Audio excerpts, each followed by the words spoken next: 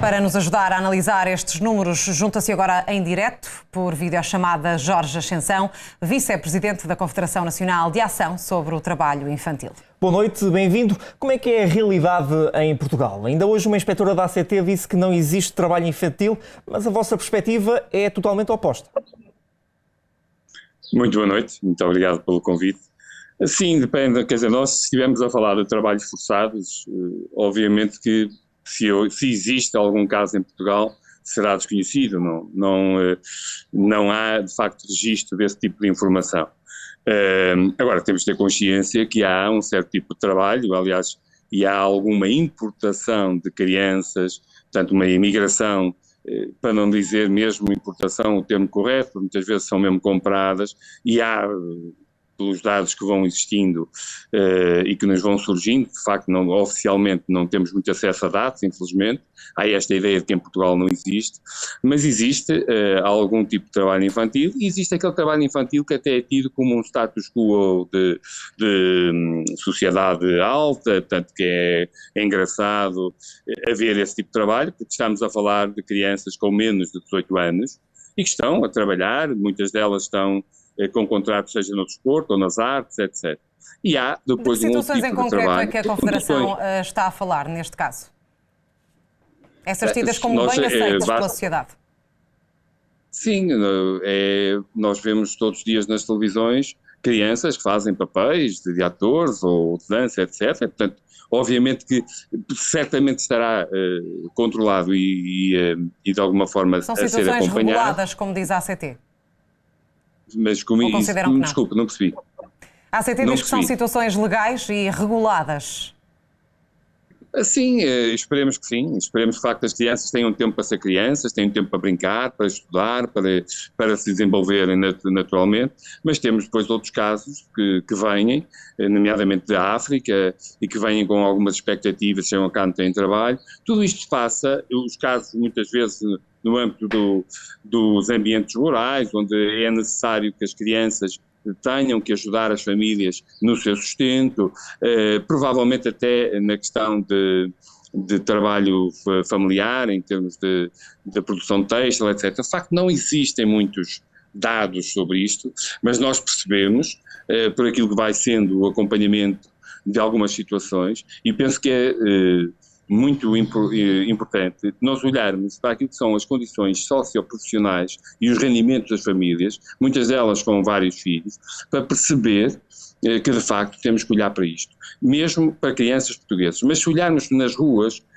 se andarmos nos grandes centros urbanos, Lisboa ou Porto, nós vemos muitas vezes crianças a pedir, e portanto que não se sabe muitas vezes o que está por trás disso. O relatório diz que há, em alguns casos, crianças forçadas à mendicidade, e portanto não vale a pena fechar os olhos e fazer de conta que o problema não existe. É óbvio que em termos oficiais nós não temos registro de trabalho forçado, isso é verdade. Se a ACT diz que não há registro de trabalho forçado, sim, não temos esse tipo de registro, até porque seria crime. E é importante denunciar que atitude deve ter o comum cidadão, caso veja uma situação destas? Deve dirigir-se às autoridades e sinalizar uma situação que terá visto ou de que terá conhecimento.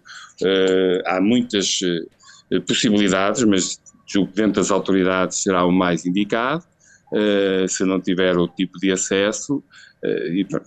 Agora, também temos aqui que perceber, por vezes nestas situações, nós vamos querer denunciar, pois tentam identificar, podemos ter. É natural que um cidadão olhe para uma situação da rua e perceba que a certa altura provavelmente não é aquilo que pensava, mas nós achamos que mais vale prevenir que remediar, mas muitas vezes depois as autoridades com a identificação e vira-se às vezes o feitiço contra o feiticeiro, e muitas vezes o cidadão prefere não correr esse risco de fazer uma acusação que é injusta, pode correr esse risco, mas que eu acho que seria preferível correr esse risco, obviamente, e depois, olha, não era, ainda bem. Mas, em relação às redes sociais, e só para terminar, consideram que há também aqui uma nova forma de exploração dos menores com vista à promoção de marcas, eventualmente?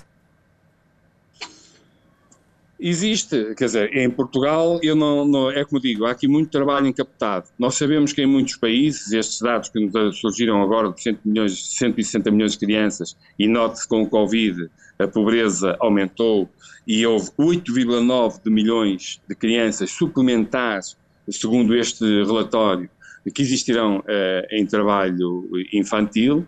E, portanto, provavelmente, é como digo, de facto não existem muitos esses dados, é uma grande dificuldade que temos na CNAST de procurar perceber e granjear esses dados. Muitas vezes não são denunciados e são encapotados, portanto, mas há essa possibilidade. Nós sabemos que em países da Ásia, muitas vezes o trabalho infantil é tido como legal, é aceito, mas, por exemplo, é sabido que as bolas da FIFA feitas na China, etc., muitas vezes são crianças que as estão a fazer, aqui em Portugal poderão não estar. Se há ou não trabalho importado, que é feito muitas vezes em ambiente familiar, para se poder resolver um problema de sustentabilidade da própria família e de subsistência, de facto não há controle sobre isso. Mas não podemos deixar de estar atentos a essa situação e digo, mais uma vez, e o relatório também o disse, acho que é importante.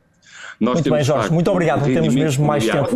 Muito obrigado pela análise e boa noite. Obrigado e boa noite.